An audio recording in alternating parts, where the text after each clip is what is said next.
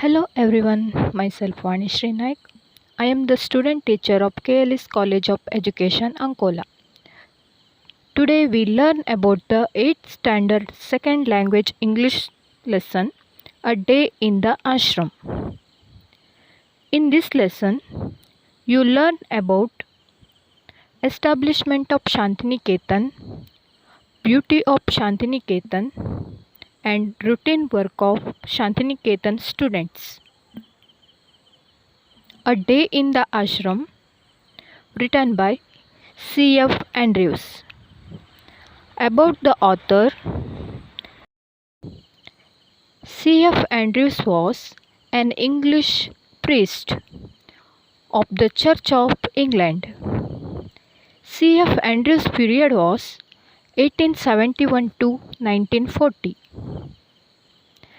Andrews reveals his experience while he stayed in the ashram. Shantiniketan was founded by Rabindranath Tagore. It is a school with a difference where students learn with great joy. About the founder of Shantiniketan. Rabindranath Tagore is an Indian poet who won the Nobel Prize for Literature. He was a poet, musician, writer, and painter who was called Gurudeva by his disciples. About the Shantiniketan. Shantiniketan was basically founded in 1901 in Kolkata by Gurudeva's family members as a prayer house, but later developed into a school with a difference and then into a central university, Vishwabharati University. Words cannot picture to you the beauty of Shantiniketan. Our own poet and teacher, whom we call Gurudeva, has named it in his song, The Darling of Our Hearts, and it is worthy of the name. All who have visited the ashram, old and young alike, have felt its inner beauty growing more and more upon them. If I were to describe to you one day in the ashram with the boys, that would perhaps best bring home to you its inner beauty. Long before sunrise, like the birds in our own Amloki groves, our boys are awake. The choristers are the first to rise, and they go round the ashram singing their morning hymn. You can hear the voices in the distance drawing nearer and nearer, and then the sound dies away as the core passes on to another part of the ashram, and then again it comes nearer and nearer. The beauty of the sound in the silent morning air and the sense of joy and reverence which it brings give peace to the soul. After an interval, each boy takes his asan, his square of carpet, into the fields and sits down on it meditate in his own place alone. Later on, before the schoolwork begins, the boys all stand together in the shade of the trees and sing their hymn. Till about 10:30, the work of the school goes on. We have no classrooms. The boys sit with their teachers in the open air. Under the trees, there are no larger classes. A group of 8 or 10 boys are seated round the teacher, asking him questions. Very few books are used. A greater part is carried on through conversation. The boys soon learn to upon out all their difficulties to their teachers, and the teachers get keenly interested in the boys question and answer. Such living education can never be dull. When the morning work is over, the boys bath and go to their meal. About 2 o'clock in the afternoon, the classes begin again. But at this time, the work is chiefly with the hands and well as with the mind.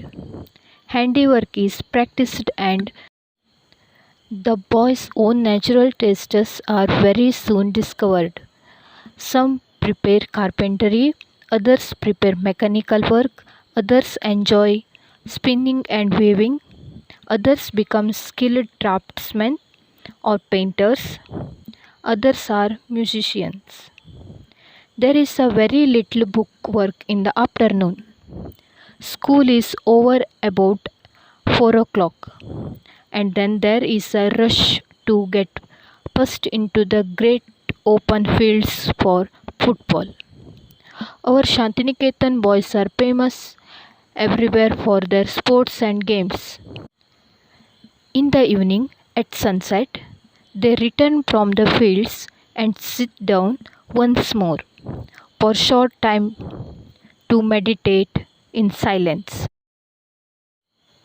As night comes, fairy tales are told, short dramas are recited, our Gurudeva songs are sung, and different school gatherings are held. By 9 o'clock, all are glad to retire to rest, and again the choristers go round the ashram singing their last evening hymn. There can be no questions as the happiness of the life of our boys. Their faces tell the story of their joy and their freedom. There is a no freer life in India than the life of our children at Shantiniketan.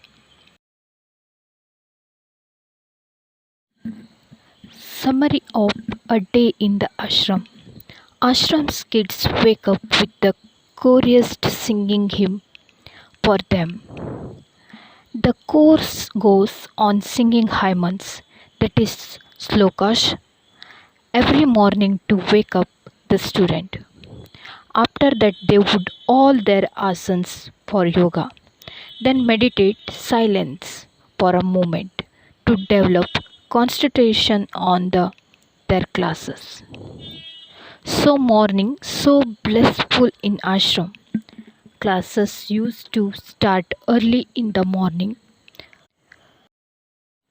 So morning, so blissful into ashrama's classes used to start early in the morning under the trees.